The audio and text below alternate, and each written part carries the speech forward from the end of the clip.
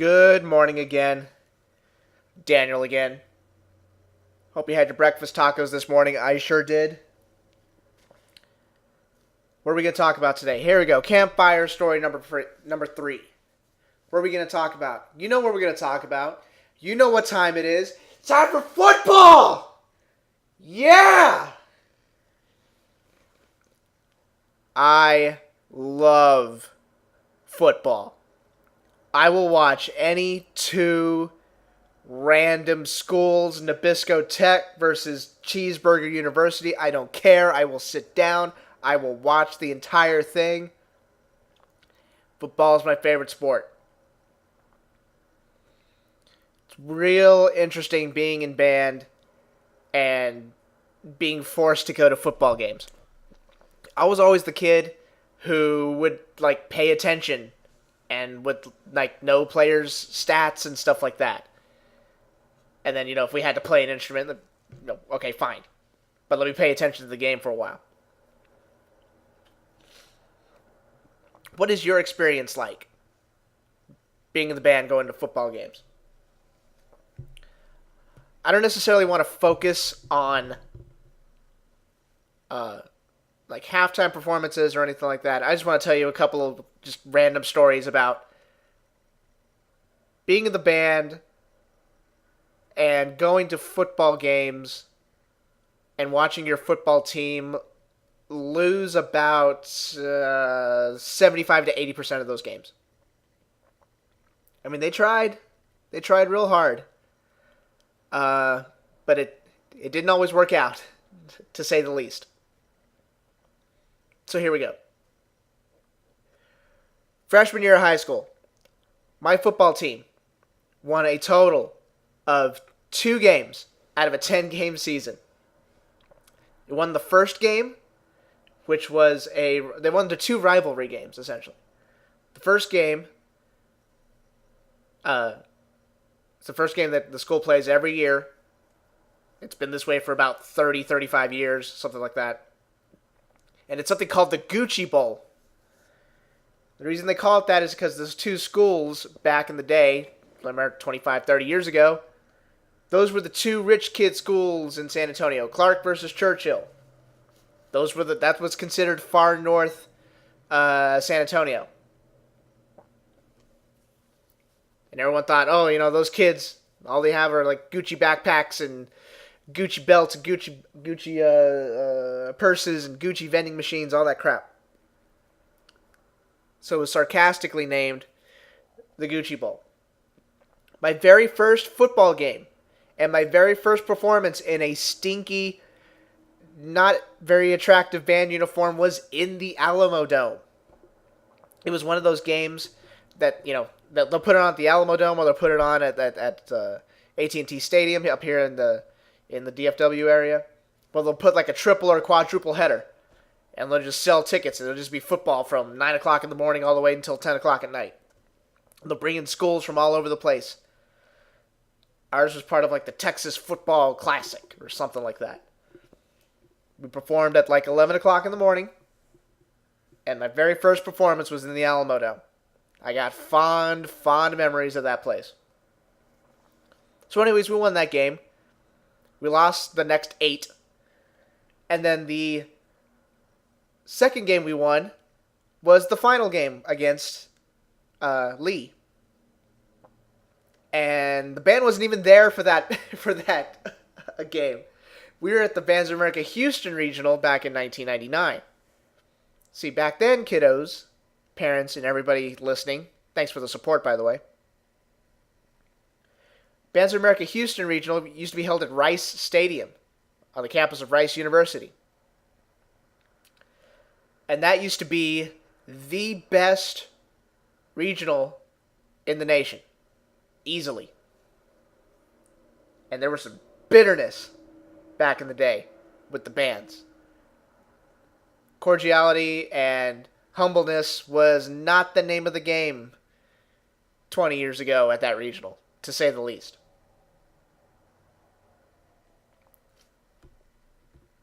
It was a regional that was at the end of the year, and everyone clamored to go for it. fans too. The crowds at that stadium were enormous. I remember we did our prelims performance. We didn't do very well. We didn't perform very well. We'll just say that. Ended up making finals. We got together. We went off to go to dinner. It was somewhere on the campus. I think I vaguely remember us going to a meeting space that they had on campus, and we had catering brought in. I don't remember what we had. May or may not have been Jason's Deli. It's usually the go-to catering place for anything band related. We're sitting there, we're finishing up, and we're trying to get pumped up for the next performance and all that stuff. And then our director comes in, he goes, "Oh, by the way, I just got a phone call. You guys beat Lee by like 20 points." And of course we went, "Yeah, awesome!" We got pumped up, went into finals, and had a great performance. I was always jealous of schools that got to go out of town for football games. I always liked the bus rides. For some reason, even though it was hot and noisy and people were talking left and right, I don't know. I found it relaxing just to kind of look, there's like a part of Texas that I've never seen before, or something like that. Now it's very much a nostalgia trip. We never really got to do that.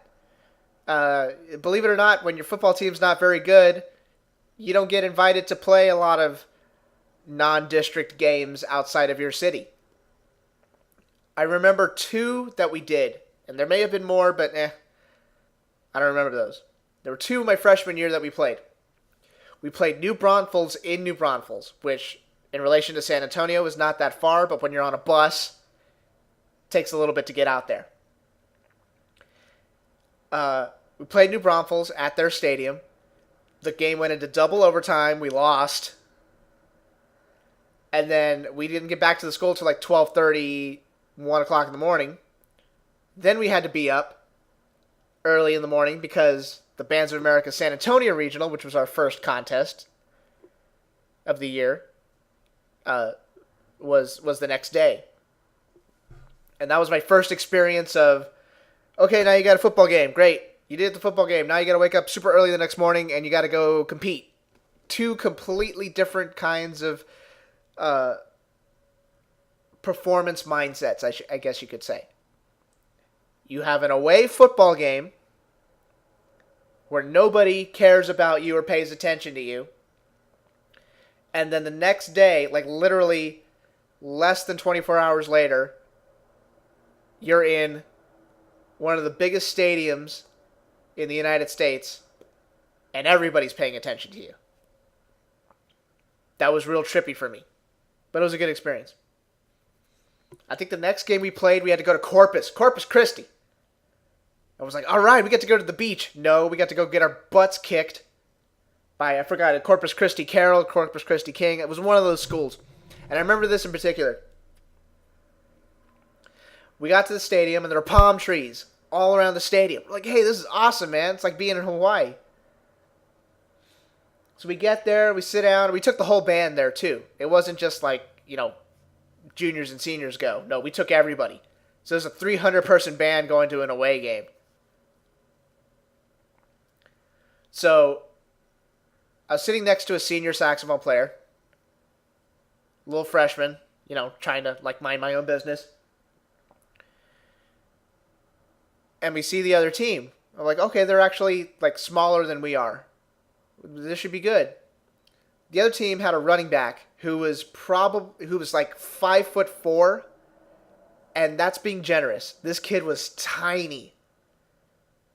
And of course, we look at him. He's in the back. He's the running back. So we look at him and we're kind of, chiding and making fun. Look how small he is. Ha ha. Well, guess what? He scored 3 touchdowns in the first half against us. And they were all just long runs. Nobody touched him. He just ran from one side of the field to the other. It was like he was practice. You might as well not put another team on the field. He just ran all over the place. We were just like, oh my goodness, is this how the season's going to be? And that's how it pretty much was. For what it's worth, our football team was very supportive of what we did. There was at least, I would say, probably one game every year that the band could not attend because we had competitions to go to. And the athletics guys knew that, not just the players, but the coaches as well. And we did pull, I wouldn't say pull, but we did little tricks during the game to make sure we didn't lose our chops before the halftime performance. Because that was one of the things or I shouldn't say we, but our directors pointed out to the football team. Said, hey, we'll play for you guys during the first half, no problem. But understand that we have a job to do as well. And we have game film that we go over as well. Every Monday, we'd look at our tape. We'd look at, musically how's it sound, visually how's it sound. We'd stop, rewind, and just like a football team. And we'd point people out. Why is this not cover and dressed? Why is that out of tune? Why is this not lining up? That sort of stuff. And they were cool with it.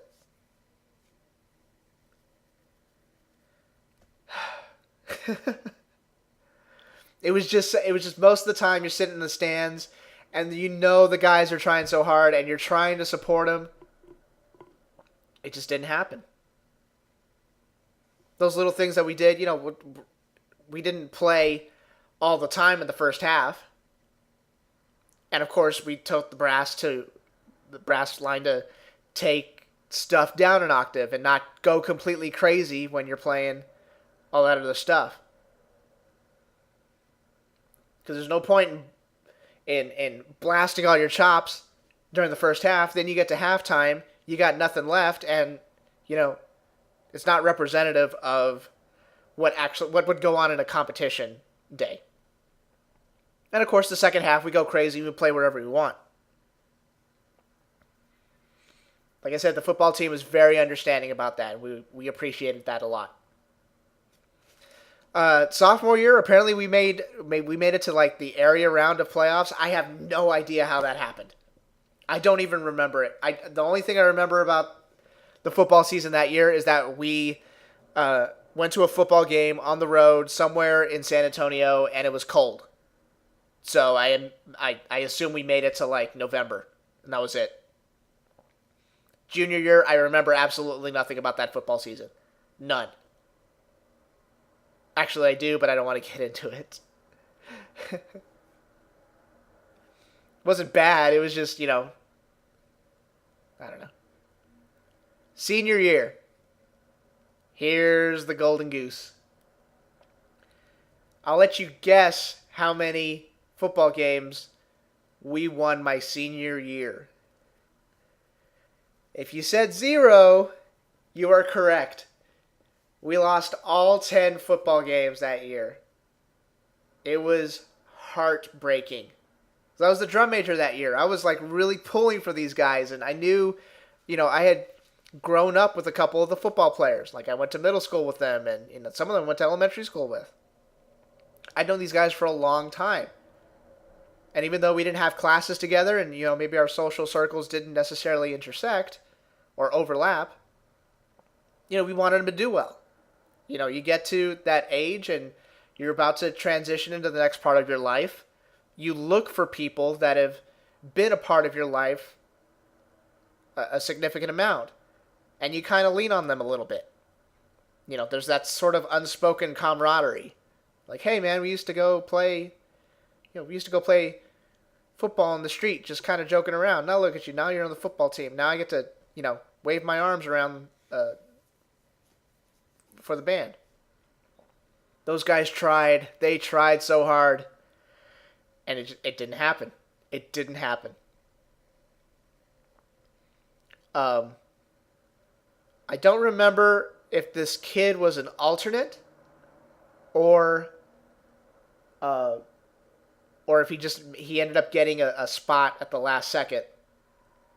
But I remember there was like a freshman or a sophomore kid in our band who I think he got suspended for a couple of days. He made a T-shirt that said like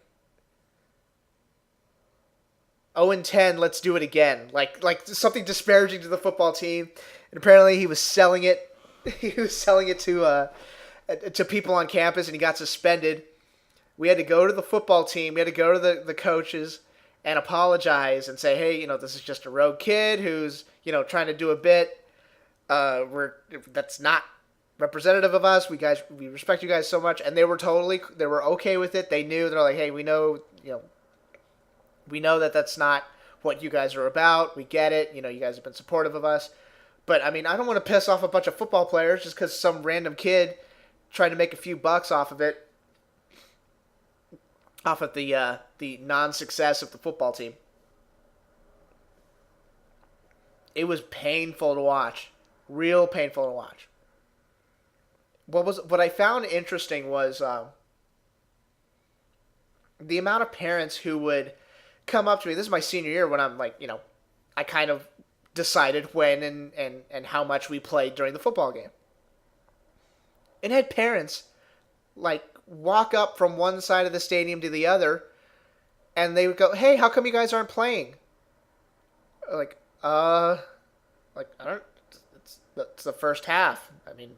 What do you want us to play every couple of seconds?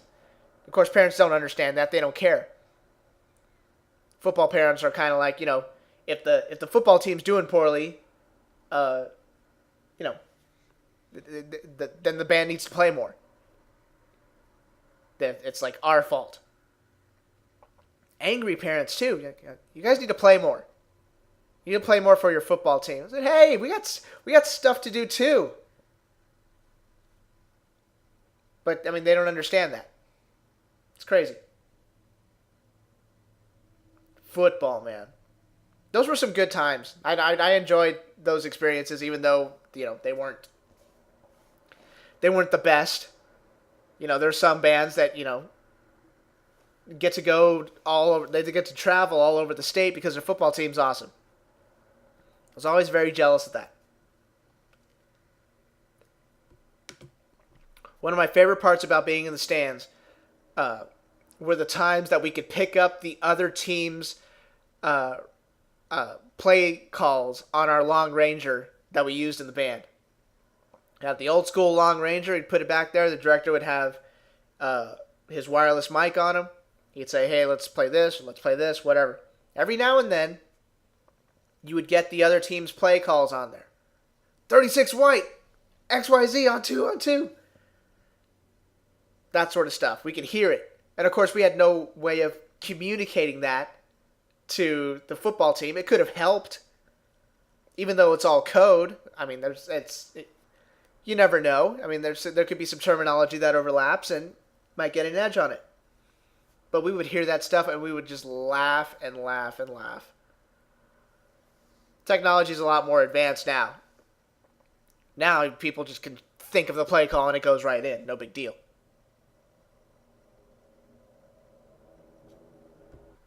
I'm going a little bit long here, but I want to share one more football experience. And it's something I've kind of been thinking about recently. One of the best memories I ever had performing at football games was that we'd finish the performance, we'd play the fight song off the field, we'd, finish that up, the football team would be on the field, be ready to go back into the stands, and this was more common when I was, a junior and senior, not so much as a freshman and sophomore. And I would look up in the stands, and I would see my mom and my stepdad in the crowd, and my stepdad was in the military for 30 years. So anytime I'd see him, and he wasn't like, he didn't get the whole music thing. He was wondering like, how come he didn't play basketball? He was kind of like a sports guy. He didn't really understand why I would want to play music throughout high school. But sure enough, I'd be, in the drum major uniform. I'd see him there, and I would stand at attention. I'd give him a quick salute, and he would give me a quick salute in the stands. And that was kind of our way of, bonding. Obviously, they're two completely different activities from what he did and from what I did. But I remember that a lot. Seeing my mom there, and like my stepdad has two sons, and they never really participated in anything in in high school. My brother and sister, I have an older brother and I have an older sister. They never participated in anything in high school. So really, I was like the first kid between my mom and my stepdad to like do extracurricular activities and go like, hey, I got to be here. I got to stay after school and practice, and I got to go to this thing, and I got to go to that thing. And it was difficult for them at first. They weren't used to going to high school football games. Now they, mom's helping out in the concession stand, and my stepdad will go to the games and just kind of be supportive. And I don't know. I just remember seeing them in the stands, and I'm glad they were there. I'm done for now. I'll talk to you guys real soon, hopefully with some good stuff. A couple more weeks until the Austin Regional. It's going to be a lot of fun. Thank you all so much for your support. Take care. Adios. Bye-bye.